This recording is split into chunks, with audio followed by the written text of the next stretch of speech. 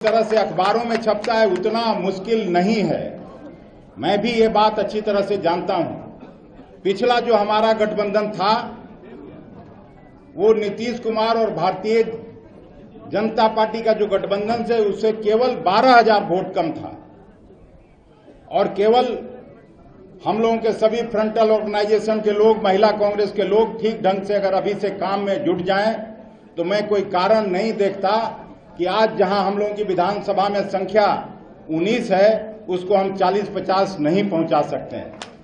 और इसी तरह का उम्मीद हम अपने सहयोगी दलों से भी करते हैं, चाहे वो वाम दल हो, राष्ट्रीय जनता दल हो, सबको एक साथ मिलजुल के काम करने की जरूरत है। आगे का जो कार्यक्रम है कृष्णा जी, उसमें एक ऐसी रूपरेखा बननी चाहिए कि जिसमें सब लोग एक साथ दिखे। और लोकसभा के चुनाव में हम लोगों ने बेहतर प्रदर्शन किया, मैं ये नहीं कह रहा, और बेहतर हो सकता था, लेकिन हम 2% से ज्यादा वोट की बढ़ोतरी हुई है। 10 लाख से ज्यादा वोट 2019 के मुकाबले में हमारा वोट बढ़ा है। हम 9 सीट लड़े थे, तो कहने का मतलब ये है 1 लाख से ज्यादा हर क्षेत्र में हमारा वोट बढ़ा है।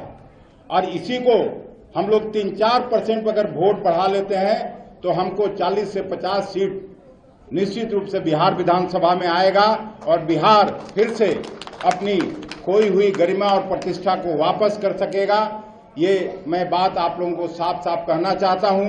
और हम हृदय से धन्यवाद देते हैं सभी कांग्रेस कर्मियों को, जिन्होंने स्मार्ट मीटर का जब सवाल था सब लोगों ने एक पैर पर खड़ा होकर उस आंदोलन को चलाया और मजबूती से हम लोगों ने काम करके सरकार को पीछे हटाने का काम किया। लॉ एंड ऑर्डर पर यूथ कांग्रेस के साथियों को भी मैं दिल से धन्यवाद देता हूं, जिन्होंने विधानसभा घेराव करने का काम किया।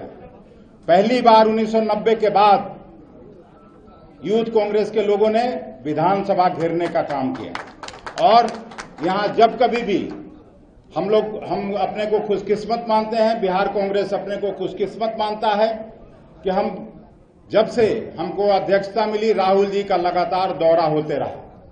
लेकिन आप उनके सहयोगी के रूप में यहां काम करने आए हैं। हम आपसे भी ये उम्मीद करते हैं कि यहां राहुल जी का, प्रियंका जी का और खड़गे जी का कार्यक्रम लगातार चले। और इतना जरूर हम भी आपको आश्वस्त करते हैं कि अगर सीट का बंटवारा ठीक से हो जाए तो निश्चित रूप से बिहार चौंकाने वाला परिणाम देगा, कांग्रेस का लोग चौंकाने वाला परिणाम देगा। और जिस तरह से झारखंड में हम लोगों की सरकार बनी, यहां भी हम लोग सरकार बना के दिखाएंगे। पुनः इस ऐतिहासिक सदाकत आश्रम में सभी कांग्रेस कर्मियों की तरफ से आपका फिर से हृदय से स्वागत और अभिनंदन करते हैं और उम्मीद करते हैं कि जिस तरह से आपने जो गुजरात में काम किया उसी तरह से यहां काम करके सब लोगों को एकजुट करके और इस रणनीति पर चलते हुए बिहार कांग्रेस में बदलाव लाएंगे और बिहार के अहंकारी सत्ता को दूर करेंगे। बिहार को इनके कुशासन से, मोदी जी और नीतीश जी के कुशासन से बिहार को मुक्त कराने में आपकी अहम भूमिका होगी। बहुत बहुत धन्यवाद। जय हिंद, जय कांग्रेस।